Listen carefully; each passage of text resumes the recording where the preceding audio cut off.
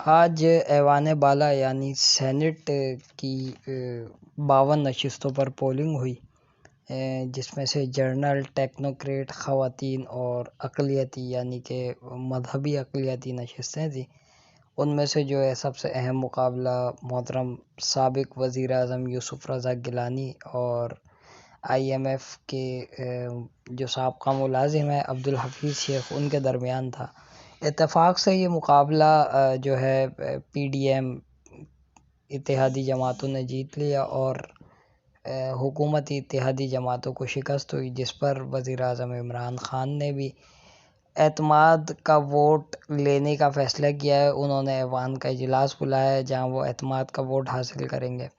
دلچسپ صورتحال یہ ہے کہ عبدالحفیظ شیخ کو 11 ووٹ زیادہ ملنے تھے جو نہیں ملے، جن میں سے 7 مسترد ہوئے، یعنی کہ کچھ اراکین قومی اسمبلی نے غلط ووٹ ڈالے۔ ان میں نام مختلف گردش کر رہے ہیں، جس میں شہریار آفریدی کا نام قابل ذکر ہے، جس کی انہوں نے تصدیق بھی کی۔ یہ تو تھا سینٹ کا حال۔ اب آتے ہیں اصل صورتحال پر کہ سینیٹر منتخب ہونے کے بعد کرے گا کیا۔ کسی بھی جماعت کا سینیٹر جناب سب سے پہلے تو یاد رکھیں کہ وہ کوئی امیر یا متوسط طبقے کا آدمی نہیں ہوتا۔ وہ پہلے ہی پیسے والا امیر کبیر جدی پشتی نسلی جو ہے پیسوں والا ہوتا ہے، تو وہ سینیٹر منتخب ہونے کے بعد اسلام آباد منتقل ہوگا۔ دوسرا اس کا ایم ہوگا کہ وہ اگر ایک گھر کا مالک ہے تو 2 گھر بنائے، اور چھوٹا گھر ہے تو بڑا گھر بنائے، اچھے علاقے میں گھر لے۔ تیسرا، اگر اس کے پاس یہ سب کچھ ہے تو وہ چاہے گا، اس کی خواہش ہوگی کہ وہ بیرون ملک میں اپنے اثاثے بنائے تاکہ اولاد کو محفوظ رکھے، کیونکہ یہ بڑے لوگ ہوتے ہیں، ان میں سے کسی کا بھی کوئی کاروبار، کوئی بزنس، کوئی چیز یہاں نہیں ہوتی۔ رہی بات غریب کی، تو جناب سینٹ کا تعلق غریب سے نہیں ہے، بلکہ سینٹ کا تعلق امیر لوگوں سے ہے۔ اسی لیے سیاسی جماعتیں اتنا زور لگا دیتی ہیں اپنے سینیٹر کو لانے کے لیے، کروڑوں روپے کی جوڑ توڑ ہوتی ہے، اور آپ کے سامنے ہی ہے کہ تمام چیزیں اراکین کو 2-2، 3-3، 4-4، 6-6 کروڑ روپے کی آفر بھی ہوئی، جبکہ وہ کراچی پہ وہ پیسہ نہیں لگانا، باوجود اس کے کہ کراچی کی کوئی سڑک اب ثابت نہیں ہے، آپ گزریں تو گڈھا ضرور ملے گا۔ تو یہ تو ہو گئی سینیٹر کیا کرے گا۔ اب آئیے اس سے فائدہ یا نقصان کیا ہوگا۔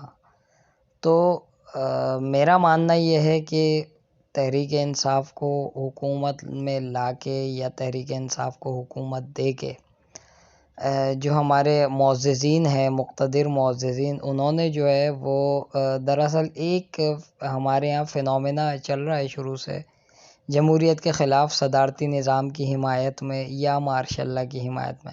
تو تحریک انصاف جیسی جماعت جب حکومت میں آتی ہے اور اس کے نان ایکسپیرینس وزراء جب آتے ہیں، یا جسے کہتے ہیں ہائبرڈ جمہوریت جب آتی ہے، تو اس صورت میں غلط فیصلے ہوتے ہیں، اور جب غلط فیصلے ہوتے ہیں تو عوام کو متنفر کیا جاتا ہے میڈیا ٹول کے تھرو۔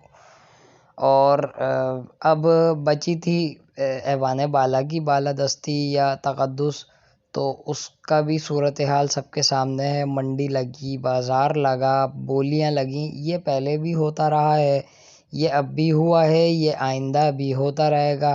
خریدار بھی جمہوریت کے دعوے کرتا ہے اور بکنے والا بھی جمہوریت کے دعوے کرتا ہے۔